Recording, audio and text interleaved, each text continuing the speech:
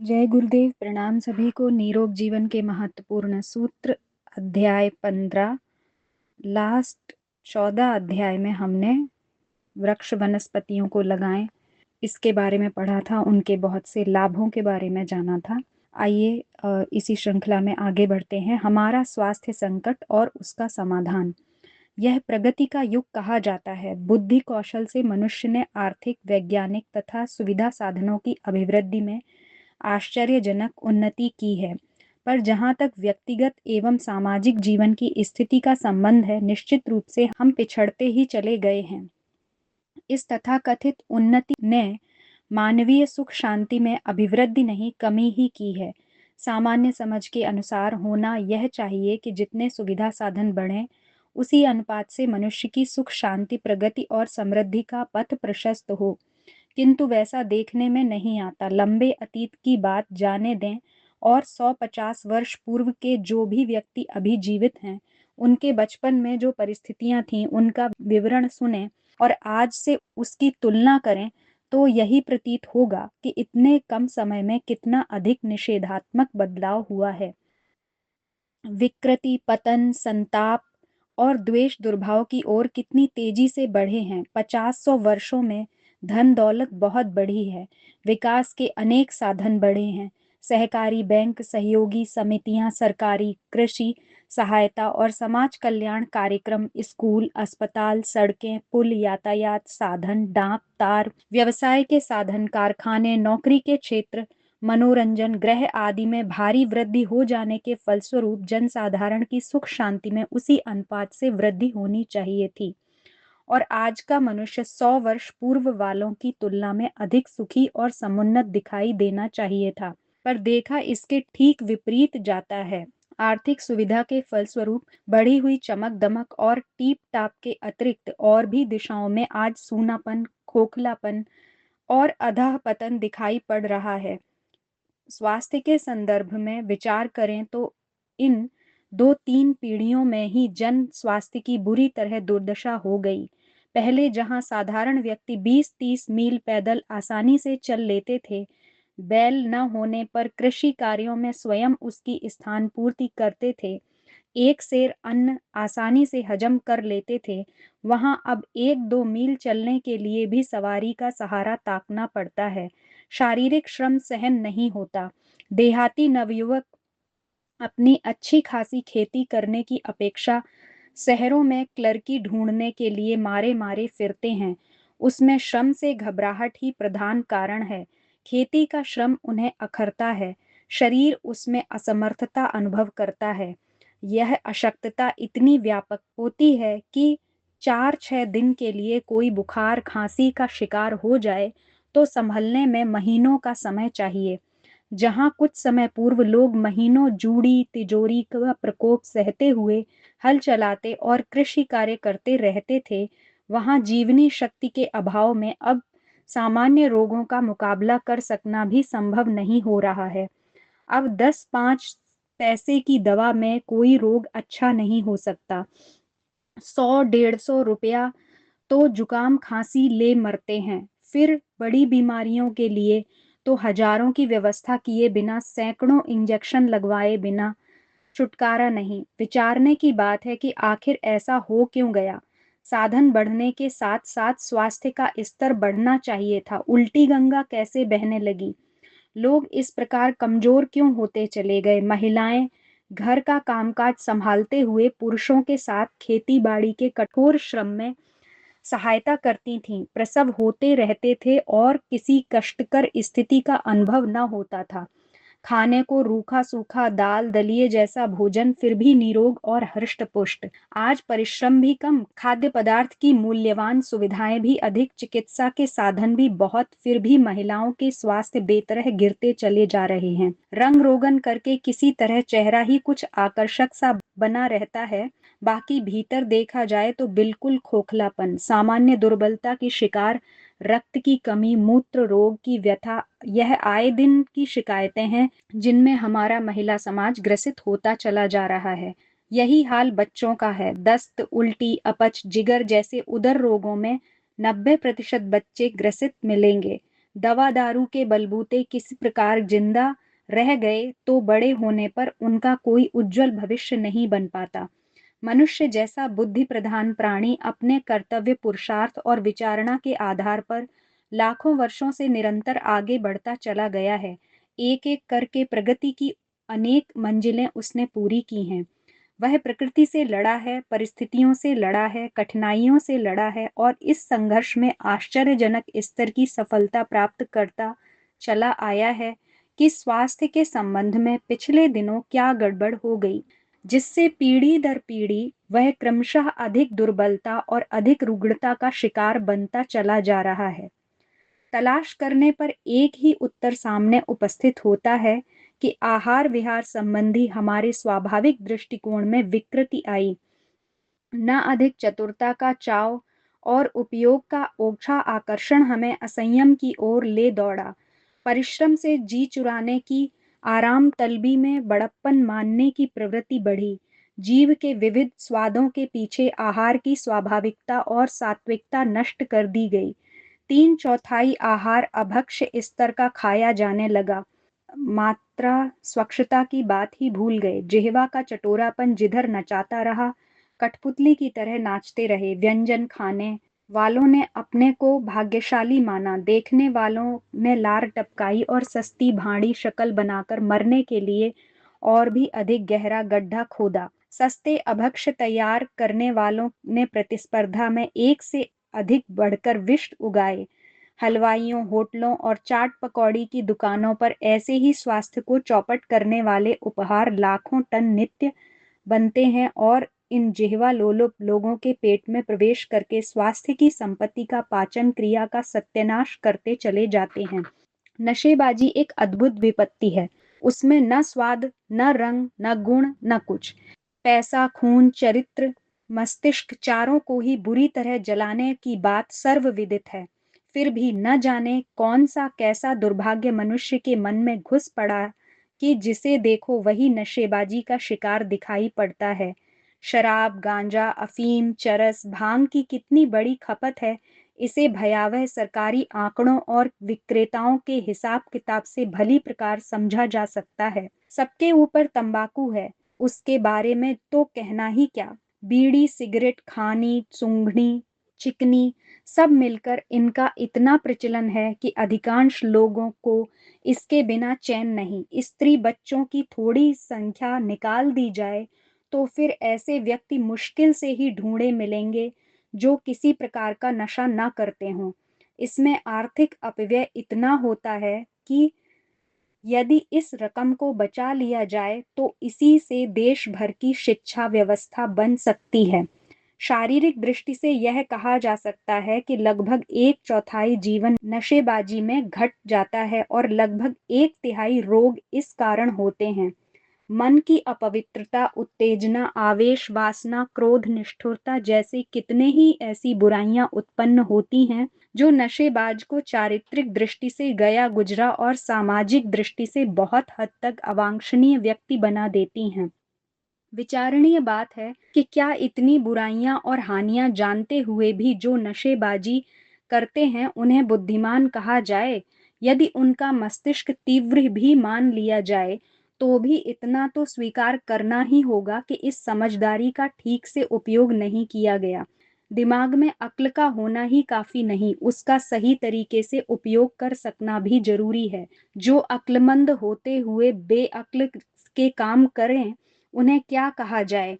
कामुकता की आग बालकों को छोटी उम्र में ही झुलसाने लगती है। हत्यारी फिल्में इस दिशा में बढ़ चढ़कर शूरवीरता दिखा रही हैं। उनकी करतूत अपने आप में अद्भुत है। छोटे बालकों को कुचेष्टाओं, काम क्रीड़ाओं, इस प्रयोजन के लिए रचे गए कुचक्रों की पूरी पक्की शिक्षा गंदी फिल्मों में मिल जाती है। इस तरह बचपन में जबकि उनके स्वास्थ्य का मूल ब्रह्मचर्य परिपक्व होना चाहिए था, उद्विग्न होने लगता है। कामुकता के विचार कच्चे मस्तिष्कों में बुरी तरह उबलते हैं। उनके दुष्परिणाम का कच्ची उम्र में ज्ञान नहीं होता। कुविचारों को रोकने और काटने की कला भी विस्तृत नहीं होती। फलस्वरूप सपने मूर्त रूप धारण करते हैं। छोटी आयु के बालक कई तरह के लज्जाजनक अश्लील कृत्य गुपचुप करने लगते हैं और उनके स्वास्थ्य पर कुठाराघात आरंभ हो जाता है। वासना भड़काने वाला साहित्य बुक सेलरों की दुकानों पर भरा पड़ा है। प्रकाशक लोग अब उसी तरह की चीजें आंधी तूफान की तरह छापते हैं, क्योंकि उन्हीं की बिक्री अधिक है, उन्हीं से लाभ अधिक है। फोटो वाले पटरी पर बैठने वाले पुस्तक विक्रेताओं की पोटली पर एक बार दृष्टि डाल लीजिए, उसमें इसी प्रकार की कामोत्तेजक गंदी बेहूदी किताबें भरी पड़ी होंगी। क्या छोटी उम्र के, क्या बड़ी उम्र के, सभी इन्हें खरीदते हैं। सिनेमा की तस्वीरों के नटों और नटनियों की करतूतें उछल कूद एवं विषैले कटाक्ष सिखाने वाली गंदी कहानियों से सुसज्जित पत्र पत्रिकाओं की भरमार है। तस्वीर और कैलेंडर वाले ऐसे ही चित्र प्रकाशित करने में जुटे हैं। इस प्रकार लगता है फिल्म और प्रेम ज्ञान संवर्धन में समर्थ इन दो महान माध्यमों को काम देवता ने खरीद लिया हो। बड़ी आयु के लोग इस संबंध में छोटी आयु वालों की अपेक्षा कहीं अधिक अज्ञानी बने हुए हैं। विवाह का अर्थ कामुकता की अनियंत्रित पूर्ति माना जाने लगा है। लोग अपने शरीर की संचित जीवनी शक्ति को गंदी नाली में बहा देना ही कोई बड़ा पुरुषार्थ अथवा लाभ मानते हैं। व्यभिचार की प्रवृत्ति बढ़ रही है, शील की उपेक्षा की जा रही है और विलास को प्रमुखता मिल रही है। मर्यादाएं छोड़कर उच्च श्रृंखल और निर्लज्ज बनते चले जा रहे हैं। इसका दुष्प्रभाव मन, चरित्र और स्वास्थ्य पर पड़ता ही है। संयम के बिना शरीर का संचय कहाँ। शक्ति की पूंजी जब इस तरह लुटाई जा रही हो, तो स्वास्थ्य की सुरक्षा एवं परिपुष्टता के लिए उसे कैसे बचाया संग्रह किया जा सकता है। मनुष्य की बुद्धि विपरीतता की यह कैसी भयंकर विकृति और विडंबना है कि जो समझ, जो शक्ति, जो साधन स्वास्थ्य संवर्धन जुटाने में संलग्न होकर लोगों को स्वस्थ, सुंदर, दीर्घजीवी, बलवान, परिपुष्ट, पराक्रमी बना सकते थे, वे ही उल्टा सर्वनाश करने में लगे हुए हैं। यह सुनिश्चित तथ्य है कि मनुष्य के शरीर में जो सुस्थिर जीवनी शक्ति रोगों का आक्रमण रोकने में, बीमारी से संघर्ष करने, स्वास्थ्य को सुरक्षित रखने में संचित संपत्ति की तरह जमा रहती है, वह ब्रह्मचर्य से ही संगृहीत होती है। भीष्म, हनुमान, शंकराचार्य, दयानंद आदि अगणित ऐतिहासिक महापुरुष अपनी शारीरिक और मानसिक प्रतिभा का चमत्कार जिस आधार पर दिखा सकने में समर्थ हुए, उसका मूल ब्रह्मचर्य में ही सन्निहित था। बिजली घर में जितना शक्ति भंडार होता है, उसी आधार पर संबंधित मशीनें, बत्तियां, पंखे आदि चलते हैं। शक्ति कोश घट जाए तो उन सभी उपकरणों की चाल मंद हो जाती है। मनुष्य के आहार द्वारा रक्त, मांस, अस्थि, मज्जा आदि बनते बनते अंततः रेतस एवं ओजस नामक तत्व बनते हैं, जो नस नाड़ियों में, दिल दिमाग में, आंत आमाशय में, नेत्रों की ज्योति और प्राणी में प्रजनन शक्ति और प्रतिभा का समन्वित मनुष्य को प्रतिभाशाली, साहसी, पराक्रमी, बुद्धिमान बनाते हैं। यह रेतस और ओजस जिसके पास जितनी बड़ी मात्रा में संग्रहित है, वस्तुतः वह उतना ही बड़ा अमीर है। इस पूंजी की ब्याज पर कोई चाहे तो निरोग जीवन का आनंद खुशी खुशी लेता रह सकता है। इस सच्चाई से हर बाल वृद्ध को अवगत होना चाहिए और इतनी अमूल्य निधि का अपव्यय न होने पाए, इसके बारे में सतर्क रहना चाहिए था। पर मानवीय दुर्बुद्धि को क्या कहा जाए। आज तो उसकी सारी चेष्टाएं इस बात में लगी हुई हैं कि इस जीवन निधि को फूंक फूंक कर कितनी जल्दी स्वाहा किया जाए। आतिशबाजी जलाते समय जो मजा बच्चों को आता है, जीवन के बहुमूल्य प्राण तत्व को इसी प्रकार समझकर लोग जलाते हैं और मोद मनाते हैं, तब आश्चर्य होता है। जन स्वास्थ्य की समस्या कितनी अधिक विकट होती चली जा रही है, इस पर यदि बारीकी से ध्यान दिया जाए तो पता चलेगा कि घाव भीतर ही भीतर कितना गहरा बढ़ता चला जा रहा है। सरकारी स्वास्थ्य रिपोर्ट यदा कदा छपती रहती है, उन्हें देखने से विदित होता है कि कितने अजीब अजीब किस्म के रोग उपज पड़े हैं, उनमें कितने अधिक लोगों को कितना अधिक त्रास सहना पड़ता है। पुरानी बीमारियां, जूड़ी, तिजारी अब कम देखने सुनने में आती हैं, क्योंकि शरीर में विजातीय पदार्थों को तेजी से मार भगाने की क्षमता ही नहीं रही। अधजली लकड़ी के कोयले जैसे धीरे धीरे सुलगते रहते हैं, वैसे वैसे मंद रोग शरीर के अंग प्रत्यंगों में जड़ जमाए बैठे रहते हैं और लकड़ी में लगे घुन की तरह उसे दिन दिन खोखला करते चले जाते हैं।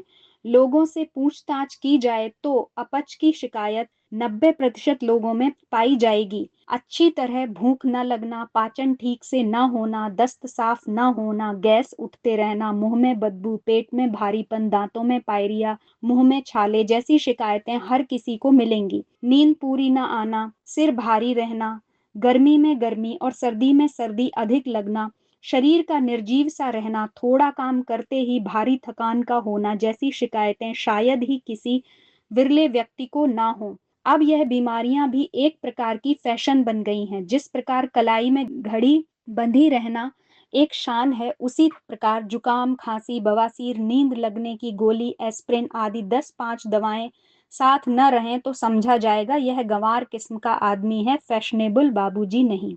यह सामान्य शिकायतें हुई। अन्य कितने ही तरह के रोग धीरे धीरे जन स्वास्थ्य का अंग बनते चले जा रहे हैं। जोड़ों में दर्द, दिल की धड़कन, जुकाम, प्रमेह, प्रदर, पेशाब की जलन, बवासीर, मधुमेह जैसी बीमारियां नब्ज पकड़कर अंधाधुंध हर किसी को बताना शुरू कर दीजिए। 3/4 आदमी यही कहेंगे, आपने बिल्कुल ठीक बताया, हमें इन्हीं रोगों का कष्ट है। इनके अतिरिक्त अलग अलग प्रकृति और परिस्थितियों के लोग अलग अलग किस्म की बीमारियों से ग्रसित देखे जा सकते हैं। कोढ़, तपेदिक, उपदंश, दमा, सीलबंद, रक्तचाप जैसे रोगों की संख्या इतनी तेजी से बढ़ती चली जा रही है कि उनकी चिकित्सा का कोई प्रबंध ठीक से बन नहीं पड़ रहा है। एक हकीम की धूल चाटकर दूसरे डॉक्टर के द्वारा नाक रगड़ते और हर जगह से ठगे और निराश व्यक्ति लाखों की संख्या में देखे जा सकते हैं, जो तथाकथित चिकित्सा और चिकित्सकों के फेर में अपनी टुली-मुली सब खर्च करा चुके और अंत में झक मारकर जिस तिस परिस्थिति में पड़े कराह रहे हैं। तथाकथित चिकित्सा विज्ञान की इन दिनों बड़ी तेजी से प्रगति हो रही है। सरकारी अस्पतालों की संख्या, सामर्थ्य उत्साहपूर्वक बढ़ाई जा रही है। मेडिकल कॉलेजों की संख्या हर साल बढ़ रही है। सुशिक्षित डॉक्टर तेजी से बढ़ रहे हैं। गैर सरकारी क्षेत्र में चिकित्सा व्यवसाय की भारी उन्नति है। किसी की हाट बाजार में चले जाइए, पान बीड़ी बेचने वालों की तरह औषधि विक्रेताओं, चिकित्सकों की पर्याप्त संख्या मिल जाएगी। उन पर ग्राहकों की भीड़ मिलेगी। नित नई औषधियों के आविष्कार का क्रियाकलाप तेजी से चल रहा है। अनुसंधान केंद्र और निर्माणशालाएं पूरे वेग से अपने प्रयत्नों में लगे हुए हैं। एक से बढ़कर एक चमत्कारी औषधि बाजार में आने की घोषणा होती है। इतना प्रबल प्रयास होते हुए भी जन स्वास्थ्य में रत्ती भर भी सुधार नहीं हो रहा है। वरन सच तो यह है कि स्थिति बद से बदतर होती चली जा रही है। इसका साक्षी हर व्यक्ति स्वयं है। किसी से भी उसके स्वास्थ्य का इतिहास पूछ लीजिए, वह यही कहेगा, बढ़ते खून के थोड़े वर्ष जरा अच्छी तरह जरूर रह लिए, बाकी तो दिन दिन स्वास्थ्य गिरता ही चला जा रहा है। बाहर से देखने में चेहरा कुछ अच्छा सा भले ही लगता हो, पर भीतर ही भीतर सब कुछ खोखला हो गया। बाहर के लोग ऊपरी शक्ल देखकर किसी के अच्छे स्वास्थ्य का अनुमान लगाते रहते हैं, पर जिस पर बीतती है असली बात वही जानता है। कोई विरले ही भाग्यवान जीवन के आधे समय में अभीष्ट पुरुषार्थ कर पाते हैं, बाकी आधा समय तो किसी न किसी रोग में संत्रस्त होकर बेकार पड़े रहने में ही गुजारना पड़ता है। इस वस्तु स्थिति को देखकर मस्तिष्क अनेक प्रश्नों में उलझ जाता है। जबकि इतना सुविधा साधन सामग्री मौजूद है, चिकित्सा के इतने उपकरण प्रस्तुत हैं, तब अस्वस्थता एवं दुर्बलता का यह दौर बढ़ता क्यों चला जा रहा है? 100-200 वर्ष के तथाकथित अशिक्षित एवं निर्धन पिछड़े लोगों की तुलना में अब हमारे पास साधन बहुत अधिक हैं, ज्ञान बहुत अधिक है। फिर आखिर क्या कारण है कि जन स्वास्थ्य का इतना चिंताजनक रीति से ह्रास हो रहा है कि यदि उसे रोका न जा सका तो अगले 50 वर्ष में मानवीय पीढ़ियां स्वास्थ्य समर्थ पुरुषार्थियों की नहीं, वरन दुर्बल, कामी, दीन दुखी लोगों की स्थिति में पहुंच जाएंगी। जब शरीर ही दुर्बल होंगे, शरीरों में ही जान न होगी, बीमारियों ने ही जब ग्रसित कर रखा होगा, तो फिर मनुष्य आखिर करेगा क्या? वह न शूरवीर सैनिक योद्धा बन सकता है, न दिग्गज विद्वान, न प्रतिभा से संसार को चमत्कृत कर सकता है और न अपने जीवन पर गर्व करने योग्य कोई बड़ी सफलता ही पा सकता है। तब भला ऐसे लोगों का मनुष्य जन्म किस काम का रह जाएगा? ऐसा हो क्यों रहा है? कठिनाई क्या है जो जन स्वास्थ्य को संभलने नहीं देती? इस प्रश्न का उत्तर उनके स्तर पर सोचने और हल करने से ही काम न चलेगा। दूध पानी मिलता है, घी महंगा है, वेजिटेबल घी ने स्वास्थ्य बिगाड़ दिया, जैसे बहाने ढूंढ कर झूठा आत्मसंतोष करने और अपने को निर्दोष मानने से कोई प्रयोजन सिद्ध नहीं हो सकता और न उनके उपाय ही कुछ काम चला सकते हैं। दुग्धशालाएं, घृत भंडार, फलों की खेती, मूल्यवान भोजन की व्यवस्था अच्छी बात है और उन्हें प्रोत्साहित किया ही जाना चाहिए। पर एक बात ध्यान रखनी चाहिए कि मुरझाया पेड़ जड़ सींचने से ही हरा होगा। पत्ते सींचकर कोई ठोस परिणाम पाने की आशा नहीं की जा सकती। स्वास्थ्य समस्या हमने असंयम अपनाकर उत्पन्न की है और जब तक यह कारण बना रहेगा, उलझनों के सुलझने की कोई संभावना नहीं है। दिमागी विकृति ने कठिनाई को उत्पन्न किया है और यदि उसे हल करना हो तो सुधार वहीं करना चाहिए जहां से वह पैदा होती है। कच्चे देहाती बांधों में चूहे छेद कर देते हैं और वहां से पानी बहने लगता है। यदि वह लगातार बहता रहे तो छेद चौड़ा होकर दूर दूर तक के क्षेत्र को पानी में डुबो सकता है। इसलिए संबंधित लोग बहते हुए पानी को रोकने के लिए सबसे पहले यह तलाश करते हैं कि आखिर पानी आता कहाँ से है, छेद का मूल उद्गम कहाँ है। यदि वह पता चल गया तो ही वह पानी बंद हो सकता है, अन्यथा बाहर से रोकथाम कर देने पर भी मूल उद्गम पानी को जोर से उकसाता रहता है और बहाव कहीं दूसरी जगह से फूट निकलता है। ठीक यही बात स्वास्थ्य समस्या पर लागू होती है। मूल्यवान आहार की सुव्यवस्था बनाने और चिकित्सा के साधन उत्पन्न करने के प्रयत्न सराहनीय हैं। इनसे थोड़ी सुविधा सहायता भी मिल सकती है, पर समस्या का आंतरिक हल नहीं निकल सकता। अस्वस्थता का जो व्यापक दौर चल रहा है, स्वास्थ्य संपत्ति का जो बुरी तरह ह्रास हो रहा है, उसका कोई भौतिक कारण या प्रकृति का प्रकोप नहीं, केवल मात्र मानवीय बुद्धि है। उल्टा सोचने, उल्टा समझने और उल्टा करने से ही यह संकट आया है। इसका निवारण इस उल्टेपन को सुधारने के अतिरिक्त और किसी प्रकार नहीं हो सकता। ईश्वर की इच्छा है कि सृष्टि का हर प्राणी निरोग जीवन यापन करे। अतएव यह सुविधा सभी को दी है कि वह अपने सीमित साधनों के अंतर्गत सीधे रास्ते चलकर स्वस्थ और दीर्घजीवी बना रहे। वन्य प्रदेश में रहने वाले जितने भी जीव जंतु दिखाई पड़ते हैं, उनमें से कभी कोई बीमार नहीं पड़ता। समय आने पर मरना सबको पड़ता है, पर ऐसा कोई जीव नहीं पाया जाता जिसे रोगों में कराहते हुए अथवा दुर्बलता ग्रसित होकर जीवन यापन करना पड़ता हो। लोमड़ी, खरगोश, बंदर, हिरन, सियार, चीता, रीछ, बाघ, गिलहरी, गिरगिट, मोर, कबूतर, सारस, तीतर, मछली, कछुआ, मच्छर, खटमल आदि किसी भी वर्ग के प्राणियों पर दृष्टि डालिए, इनमें से कोई भी बीमार न देखा जाएगा। स्वाभाविक और सरल जीवन जीने वाले के लिए बीमार पड़ने का कोई कारण नहीं। यह मनुष्य ही है जो अपनी बुद्धि के अहंकार में स्वाभाविक, सरल और सज्जनता पूर्ण सीधे सीधे जीवन क्रम की उपेक्षा करके उल्टे रास्ते चलता है। आहार विहार असंयम का समावेश करके रोगों को उत्पन्न करने और उनके जाल जंजाल में फंस कर कष्ट पीड़ित जीवन यापन करने का सरंजाम इकट्ठा करता है। इस बुद्धिमानी की प्रशंसा की जाए या निंदा, मनुष्य के संपर्क में जो प्राणी आए, जिनको उसने पालने बांधने का उपक्रम किया, अपनी बुद्धिमानी उन पर भी थोपी, आहार विहार की दृष्टि में अस्त व्यस्त किया, वे बेचारे भी रोगों के मानवीय उपहार का उपभोग कर रहे हैं। मनुष्य के पालतू जानवरों में भी अक्सर बीमारियां फैलती रहती हैं और उन्हें भी पशु चिकित्सकों एवं औषधियों का स्वादन करना पड़ता है। यदि वे मनुष्य से दूर रहकर जंगलों में रहने का अवसर पाते तो निश्चित रूप से इनमें से कोई बीमार न पड़ता और न किसी को इन चिकित्सकों अथवा चिकित्सा उपकरणों के दर्शन की आवश्यकता पड़ती। कहने की आवश्यकता नहीं कि स्वास्थ्य जीवन की सर्वप्रथम आवश्यकता है। दुर्बलकाय व्यक्ति में पुरुषार्थ करने की क्षमता नहीं होती।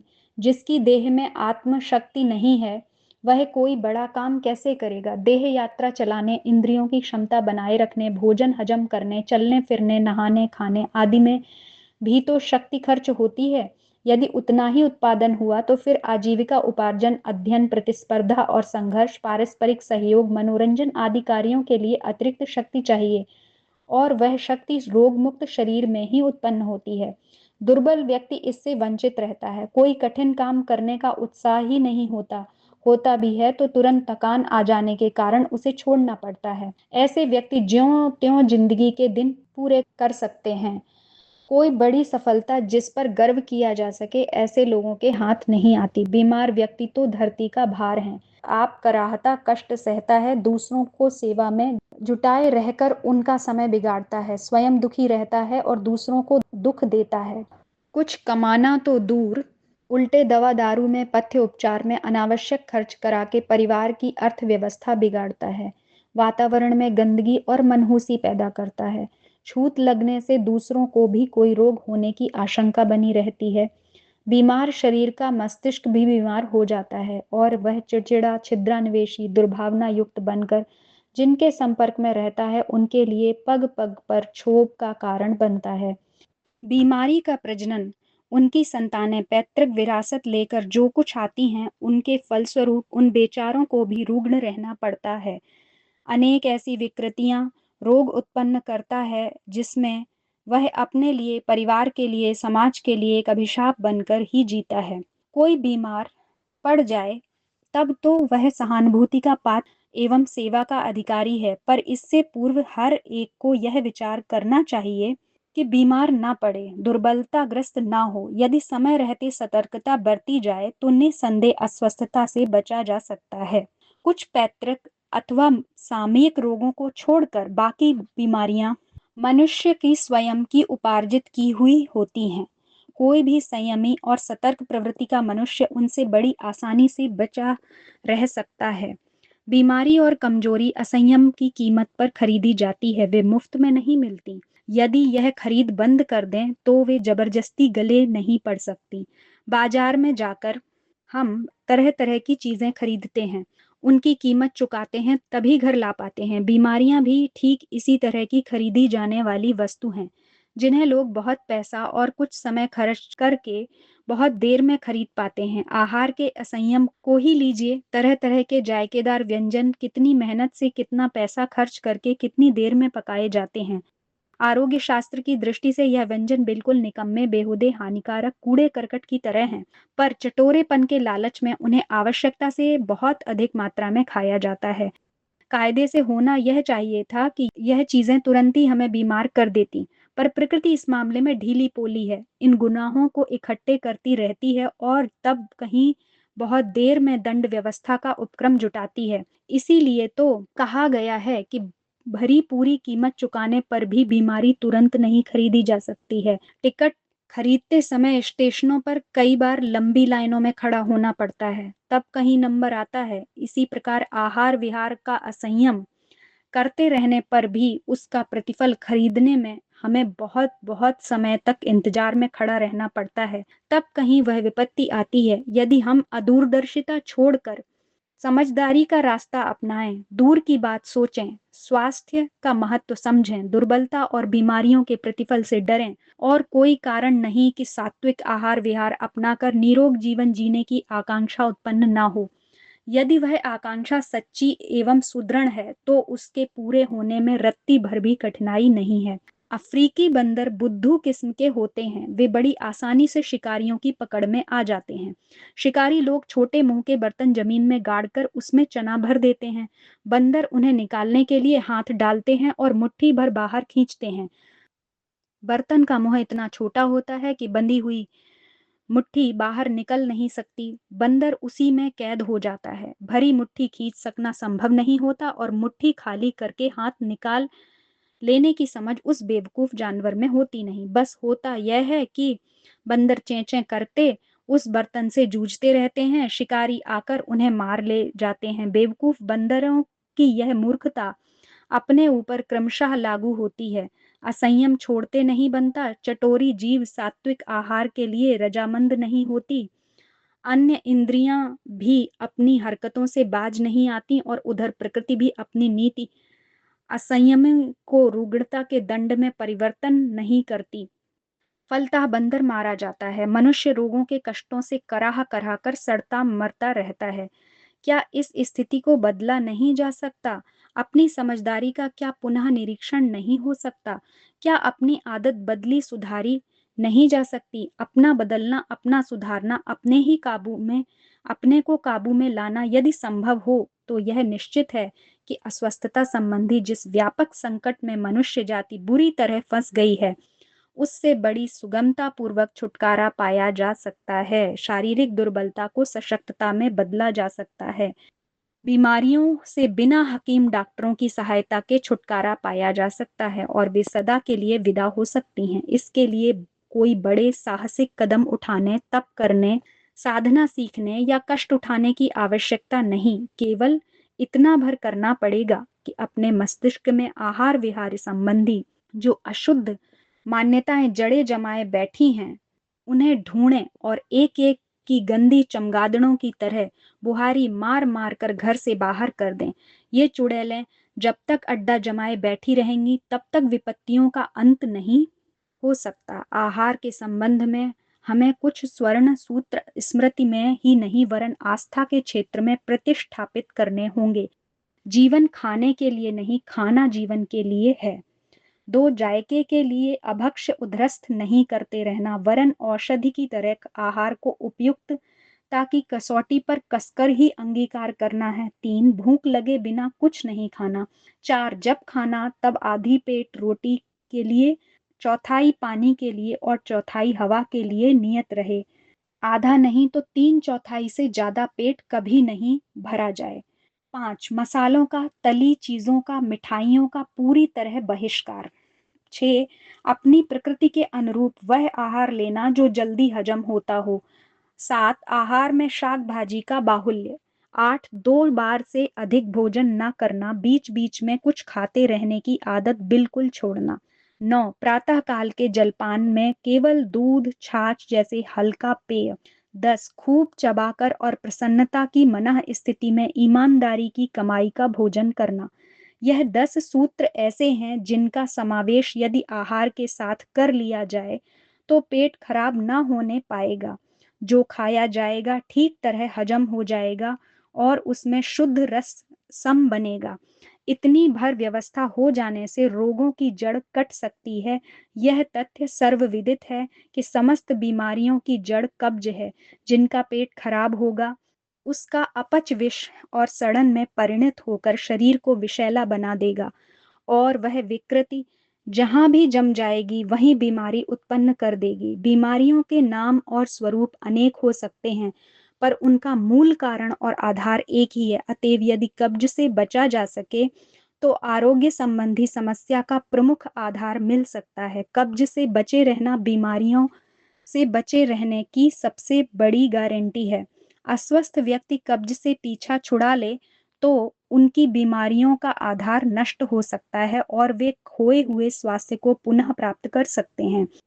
आहार संबंधी उपयुक्त 10 सूत्र अति सरल हैं, पर वे हैं अति कठिन भी। अति कठिन इसलिए कि हमारी मान्यता, विचार पद्धति और आदत जिस उल्टे ढांचे में ढल गई है, उसे उलटने के लिए जिस साहस और मनोबल की आवश्यकता होती है, उसका प्रायः भारी अभाव पाया जाता है। जिसे सही मानते हैं उसे मजबूती से पकड़े, जो गलत प्रतीत होता है उसे छोड़कर अलग करें। इतनी हिम्मत हर जीवित मनुष्य में होनी चाहिए। उन्हें मृतक नहीं तो अर्धमृतक कहना चाहिए, जिनसे न अनुपयुक्त छोड़ते बनता है और न उपयुक्त को ग्रहण करने का साहस है। सूखे घास पात जिस तरह नदी प्रवाह में बहते चले जाते हैं, उसी तरह जो ढर्रा बहुत दिनों से चला जा रहा है, उसी में बहते चले जाने वाले बेजान मनुष्य अपने समाज में भरे पड़े हैं। ज्ञान की, विवेक की कोई बात इनकी समझ में नहीं आती। सुनकर पढ़कर जरा भी फुरफुरी तो मन में आती है। एक आशा आकांक्षा उठती है कि यदि ऐसा अपने से बन पड़ा तो अच्छा होता, पर जैसे ही पढ़ना सुनना बंद हुआ कि वह अभिलाषा भी शांत हो जाती है और ढर्रे का जीवन उसी पुरानी लकीर पर घसीट ले जाता है। हमारा तो एक दुर्भाग्य यह भी है कि कथा सुनने और कभी पढ़ने भर को पुण्य लाभ के लिए पर्याप्त मानने लगे हैं। सदुपदेशों को सुनना भर पर्याप्त है। इतने से ही स्वर्ग मुक्ति मिल जाती है। ऐसी मान्यता मनोवृत्ति जिन लोगों की हो, उनसे जीवन क्रम में परिवर्तन न चाहें, वह कितना ही सरल क्यों न हो, कम ही संभलते हैं। इतने पर भी रास्ता और कोई नहीं, यह गांठ बांध लेने की बात है। यदि अपनी मान्यताएं और आदतें बदलने को तैयार नहीं, तो फिर अस्वस्थता की विभीषिका से छुटकारा पाने की आशा करना भी व्यर्थ है। पतन के गर्त में गिरते हुए पहिए की चाल क्रमशः तेज होती चली जाती है। हमारे कष्टों का क्रम निकट भविष्य में तीव्र से तीव्रतर ही बनता चला जाएगा। भील आदि वन्य जातियों के लोग आर्थिक कठिनाइयों से ग्रसित रहते हैं। बहुमूल्य खाद्य पदार्थों, वस्त्र परिधानों और चिकित्सा आदि की सुविधाओं से उन्हें वंचित रहना पड़ता है। फिर भी उनमें इतना बल होता है कि शेर का मुकाबला कर सकें और शिकार के लिए हिरन, सुअर जैसे द्रुतगामी पशु का मीलों पीछा कर सकें। उत्तरी ध्रुव पर एस्किमो जाति के लोग उस घोर शीत से घिरे साधना से सर्वथा रहित प्रदेश में रहते हैं। कितना कष्ट साध्य उनका जीवन है, फिर भी वे निरोग, परिपुष्ट, हंसमुख और दीर्घजीवी पाए जाते हैं। कारण इतना भर है कि उनने प्रकृति प्रदत्त स्वाभाविक बुद्धि का अवलंबन लेकर सामान्य और सरल जीवन जीने की रीति नीति अपनाई। इसके विपरीत हम हैं, जो अगणित सुविधा साधनों का सहारा होते हुए भी अपने शरीरों को दिनों दिन गिराते नष्ट करते चले जाते हैं। ऊपर वाली पीढ़ियों की तुलना में हम नीचे वाली पीढ़ी दुर्बल और रुग्ण बनती चली जा रही है। साधन सुविधाएं बढ़ाने के और भी अधिक प्रयत्न किए जा सकते हैं। पौष्टिक भोजन, आराम, विश्राम, दवा दारू जैसे साधनों का बढ़ाया जाना बुरा नहीं, पर यह ध्यान रखना चाहिए कि केवल इन्हीं के सहारे हमारी स्वास्थ्य समस्या का समाधान संभव नहीं। यदि ऐसा हो सका तो धनी, अमीर और बड़े आदमी सभी निरोग पहलवान जैसे परिपुष्ट दिखाई पड़ते और अभावग्रस्त गरीब मजदूर लोग दुर्बल एवं रुग्ण पाए जाते। पर होता उससे ठीक उल्टा है। अमीरों की तुलना में गरीब की शारीरिक स्थिति कहीं अच्छी पाई जाती है। सच बात तो यह है कि इन दिनों हम एक भयानक बुद्धि भ्रम के युग में रह रहे हैं। सही और सीधी तरह न सोचकर लोग उल्टी और आंधी रीति से सोचने के आदी हो गए हैं। फलस्वरूप विविध विध विकृतियां उगाते और उन्हीं में उलझ सुलझ कर रोते चिल्लाते मरते गिरते रहते हैं। यह एक विचित्र विधि गति की ही है कि एक और मानवीय बुद्धि अर्थ उपार्जन, दाव पेच, कौतुक, कौतूहल और चमत्कार उत्पन्न करने में अपनी विलक्षणता सिद्ध कर रही है, और दूसरी ओर आदर्शवादी आस्थाओं को तिलांजलि देकर ऐसी मुसीबतों में फंसती चली जा रही है, जिन्हें देखते हुए उसकी वज्र मूर्खता में भी कोई संदेह नहीं रह जाता। जो व्यक्ति व्यापार में रोज ढेरों पैसे कमाना जानता है, वह अपने जीवन व्यवसाय में भयानक घाटा देता चला जाए और अंततः दिवालिया बन जाए, तो उसे बुद्धिमान कहें या मूर्ख, निर्णय करते नहीं बनता। जो एक से एक बढ़कर दाव पेच लड़ाना जानता है, मित्रों और शत्रुओं को उलट पुलट कर रख देता है, जो बाल की खाल निकालने में कमाल की चतुराई दिखाता है, वही व्यक्ति अपनी अशुद्ध मान्यताओं, अनुपयुक्त लिप्साओं और गंदी आदतों के द्वारा होने वाले दुष्परिणामों को न समझ सके, जानकर भी अनजान बना रहे और वासनाओं की तनिक सी खुजली जरा देर के लिए खुजलाने के प्रलोभनों में अपना बहुमूल्य स्वास्थ्य गंवा डालने, तब यह निर्णय करना कठिन हो जाता है कि बुद्धिमान कहा जाए अथवा मूर्ख। मूर्खता विपत्तियों की जननी है। आज के बुद्धि प्रधान युग में मूर्खता का जितना अधिक विस्तार हुआ है, उतना सृष्टि के आदि से लेकर अब तक कभी भी नहीं हुआ। यह कारण है कि मानव जीवन का हर क्षेत्र शोक, संतापों और कष्ट क्लेशों से बुरी तरह आच्छादित बना पड़ता है। जो चतुरता बाल क्रीड़ाओं में लगी हुई है, वही यदि विवेक का अवलंबन ग्रहण करने और सन्मार्ग पर चल सकने का शौर्य संपादित करने में लगी होती, तो आज संसार की न जाने कितनी अच्छी, कितनी ऊंची, कितनी सुख शांति संपन्न परिस्थिति दृष्टिगोचर होती। सुख शांति का मार्ग सरल है। स्वास्थ्य और दीर्घ जीवन का मार्ग अति सरल है। अपनी साधारण चतुरता को छोड़कर सीधा सादा रहन सहन अपना लें तो प्रकृति के प्रतिरोध में जो दंड सहने पड़ते हैं उनका अवसर न आए। आहार संबंधी 10 सूत्र पिछले पृष्ठों पर बताए जा चुके हैं। विहार संबंधी 10 सूत्र भी उतने ही उपयोगी हैं। शारीरिक ब्रह्मचर्य का अधिकाधिक पालन करें। जब संतानोत्पादन की अनिवार्य आवश्यकता अनुभव हो तभी काम सेवन की बात सोचें। पति पत्नी परस्पर एक दूसरे को विकार बुद्धि से नहीं, दो भाइयों और मित्रों की निर्मल दृष्टि से देखें। मानसिक कामुकता से बचें। मानवीय सौंदर्य में पुष्प जैसी पवित्रता का आनंद लाभ करें। दृष्टि और कल्पना में विकारों का विष न मिलावें। रात्रि में जल्दी सोएं और प्रातःकाल जल्दी उठें। शरीर, वस्त्र, निवास और उपकरणों की स्वच्छता का पूरा पूरा ध्यान रखें। शारीरिक श्रम से जी जरा भी न चुराएं। हर दिन थकाने वाला परिश्रम करने की व्यवस्था बनाए रखें। क्रोध, चिंता, आशंका, निराशा, ईर्ष्या, द्वेष जैसे मनोविकारों का परित्याग करें। हर मनुष्य हंसते मुस्कुराते रहने की आदत डालें। वस्त्रों में न जकड़े रहें। सर्दी गर्मी का प्रभाव सहन करने की आदत शरीर में बनाए रखें। व्यसनों से बचें। नशा छुड़ाएं, नशा छुएं भी नहीं। बुरी संगति, बुरा साहित्य, बुरे मनोरंजन से सर्प की तरह बचें। कृत्रिमता, श्रृंगार, बनावट, फैशन की बचकानी पसंदगी छोड़ें। सज्जनों की तरह वेश सादा रखें। संतोषी जीवन जिएं तथा महत्वाकांक्षाओं की आग में न जलें। दूसरों की नकल न करें। उनकी विचारधारा, आदतें और रीति उन्हीं को मुबारक रहने दें। अपना मानसिक तथा शारीरिक क्रम विवेकशीलता के आधार पर निर्मित करें और अपनी राह पर मजबूती के साथ एकांकी चलते रहने का साहस एकत्रित करें। यह 10 सूत्र रहन सहन संबंधी ऐसे हैं जिनके आधार पर दिनचर्या और क्रिया पद्धति का निर्धारण किया जाए तो स्वास्थ्य समस्या का समाधान बड़ी सरलता पूर्वक संपन्न हो सकता है। निरोग रहने के लिए किसी बड़ी शिक्षा, दीक्षा, अध्ययन, अनुभव, शोध, विश्लेषण, प्रवचन, श्रवण, मनन, चिंतन आदि की आवश्यकता नहीं। आवश्यकता केवल इतनी भर है कि बुद्धि भ्रम का जो व्यापक जाल जंजाल इन दिनों फैला हुआ है उससे अपना बचाव कर लिया जाए। प्रकृति ने इतना स्वाभाविक ज्ञान मनुष्य समेत प्रत्येक जीव जंतु में दिया है कि वह अपने अंतः प्रेरणा और प्रकृति के निर्देशों को मानकर चलता रहे तो मुक्त जीवन जीने में उसे तनिक भी कठिनाई न हो। पक्षी रात्रि होते ही अपने घोंसले में चले जाते हैं और प्रातःकाल होते ही अपने दैनिक पुरुषार्थ में जुट जाते हैं। हम भी रात्रि विश्राम और दिन काम में लगावें।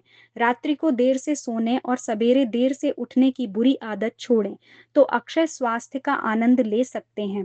सृष्टि का हर जीवन बिना पकाया भोजन लेता है, उसके प्राकृतिक स्वाद से संतुष्ट रहता है। हम अनावश्यक मिर्च मसाले, खटाई मिठाई की भरमार से भोजन को बचाएं रहें। कच्चा ना ही तो मामूली उबाल सेक कर काम चला लें तो आहार की स्वाभाविकता बनी रह सकती है और पेट खराब होने से बचा रह सकता है।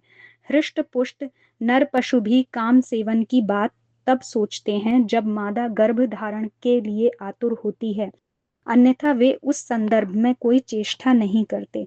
यही प्रवृत्ति मनुष्य में रहे तो शक्ति का विपुल भंडार उनके शरीर में संचित रहे और शुद्ध रक्त ही अपनी सामर्थ्य से हर रोग को परास्त करने में समर्थ बना रहे।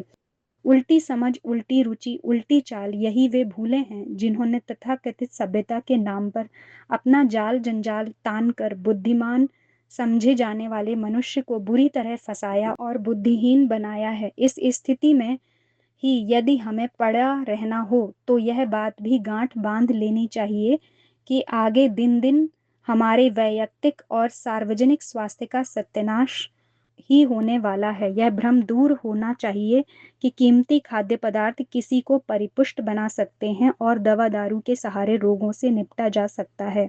हमें अपनी मान्यताओं को विवेक की आधारशिला पर विकसित करना होगा और दूसरों की नकल करके अपनी रीति नीति बनाने की बात मन से बिल्कुल समाप्त करनी होगी। जो उचित है उसी को अपनाने का साहस भीतर से जगाना होगा और अपना रास्ता अपने आप बनाने के लिए कटिबद्ध होना होगा। दूसरों की नकल करना बिल्कुल व्यर्थ है क्योंकि जिस जमाने में हम रह रहे हैं उसे पागलों की दुनिया बिना संकोच कहा जा सकता है। रोटी कमाने और धूर्तता बरतने की कला किसी प्रकार लोगों ने सीख ली, इसीलिए उन्हें कपड़े फाड़ने वाले और ईंट मारने वालों की श्रेणी में तो नहीं बिठाया जा सकता, पर जहां तक विवेक, दूरदर्शिता, औचित्य, हित अनहित एवं चिरस्थायी लाभ हानि सोचने का प्रश्न है, वहां तक निसंकोच यह कहा जा सकता है कि स्वास्थ्य के मामले में लोगों की रीति नीति बिल्कुल सिरफिरे लोगों जैसी है। महान मनीषी पी साइरन ने लिखा है, अच्छा स्वास्थ्य एवं अच्छी समझ जीवन के दो सर्वोत्तम वरदान हैं। स्वास्थ्य का अच्छी समझ से बड़ा समीप का संबंध है। एक अंग्रेज कहावत है, स्वस्थ दिमाग स्वस्थ शरीर में होता है। जिसकी शारीरिक स्थिति ही अच्छी न होगी, उसका मस्तिष्क, उसके विचार व समझ कदापि परिपक्व न होंगे। व्यक्ति की परख स्वास्थ्य के अच्छे अथवा खराब होने से भी की जा सकती है। सदाचार व नैतिक जीवन जीने वाले व्यक्ति स्वस्थ, बलिष्ठ व निरोगी होते हैं, जिनके चेहरे पर सदैव मुस्कान खिली रहती है। ऐसे व्यक्तियों में कुछ ऐसा आकर्षण होता है कि हर कोई उनसे बात करने, मित्रता बढ़ाने और सदैव मिलते जुलते रहने के लिए लालायित रहता है। उनसे अलग होने को किसी का जी नहीं करता। स्वस्थ व्यक्ति में प्राण शक्ति अधिक होती है, इसी से लोग उसकी ओर आकर्षित बने रहते हैं। आज की हमारी रोग, शोक और दुर्बलता की स्थिति अशांति, असंतोष और संताप से भरी हुई जिंदगी का मुख्य कारण अच्छी समझ का अभाव ही है, जो लोभ की मरुमरीचिका और मोह की मृग तृष्णा में भटकती हुई उस पथ पर नहीं आने देती जिस पर स्वर्गीय शांति, निसर्ग संतोष और अप्रतिहत शीतलता के दर्शन हो सकते हैं। अपनी आकांक्षाओं की परीक्षा कीजिए, उन्हें सत्य एवं यथार्थ की कसौटी पर परखिए, हित अनहित की तुला पर उनका मूल्यांकन करिए और जो भी बाधक आकांक्षाएं हों उन्हें तुरंत अपनी मनोभूमि से निकालकर बाहर करिए। उचित, उपयोगी और रम्य रंजक आकांक्षाओं को पालिए, उनकी पूर्ति के लिए अबाध प्रयत्न एवं अखंड पुरुषार्थ करिए। सुंदर, शिष्ट और सुशील मार्ग का अवलंबन कीजिए और तब देखिए कि आपके जीवन में स्थायी और अक्षय सुख, शांति, स्वास्थ्य का समावेश होता है या नहीं। विवेक यही मनुष्य का सबसे बड़ा गुरु, मार्गदर्शक, सहायक एवं भाग्य निर्माता है। प्राचीन काल में इस देश का प्रत्येक नागरिक, भारतीय संस्कृति का प्रत्येक अनुयायी विवेक का उपासक था। गायत्री महामंत्र के रूप में हमारा एकमात्र उपास्य विवेक था। जो उचित है, जो तर्क संगत एवं बुद्धि सम्मत है, उसी को ग्रहण करना। इसके अतिरिक्त अनुपयुक्त स्तर पर प्रचलित समस्त कूड़े करकट को बुहार कर फेंक देना, यही यहाँ के आत्मबल की परखी हुई विशेषता है। अनुपयुक्त रीत रिवाज, आदतें, प्रथाएं, परिपाटियां, चाहे वे किन्हीं तथाकथित बड़े आदमियों द्वारा अपनाई फैलाई हुई क्यों न रही हों, आज यहाँ विवेकशील जनमानस द्वारा सदा ठुकराई जाती रही हैं। आज हमारी वह मान्यता नष्ट हो गई है और सब कुछ भी नष्ट हो गया, स्वास्थ्य भी। अवांछनीय व्यक्तियों का बाहुल्य जिस समाज में हो, उसकी परिपाटियां कभी विवेक सम्मत नहीं हो सकती। वहां मूर्खता पूर्ण प्रथाएं ही पनपेंगी। इन दिनों आहार विहार का असंयम आकाश पाताल को छू रहा है। लोगों की सारी अक्ल पेट का सर्वनाश करने वाले व्यंजनों की किस्में तैयार करने में लगी हुई है। दावतों में इस दुर्बुद्धि का चमत्कार कहीं भी देखा जा सकता है।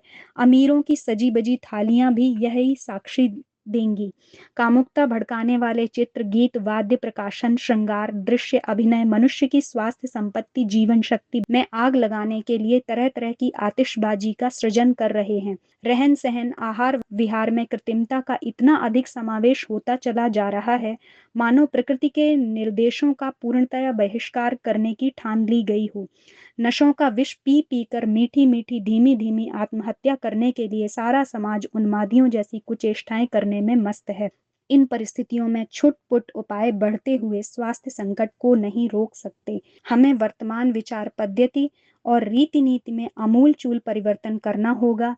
वैयक्तिक स्तर हो या सामाजिक स्तर, स्वास्थ्य समस्या के समाधान के लिए हमें अपनी विचारणा और रीति नीति को बदलने के अतिरिक्त और रास्ता है ही नहीं। तो आज के टॉपिक में हमने पढ़ा कि हमें पुनः प्राकृतिक दिनचर्या की ओर लौटना होगा, प्राकृतिक खान-पान की ओर लौटना होगा, तभी हमारा स्वास्थ्य सही रह सकता है। तो आइए हमने जो पढ़ा है उसे हम अपने जीवन में अपनाएं। आज के लिए इतना ही। जय गुरुदेव, प्रणाम सभी को।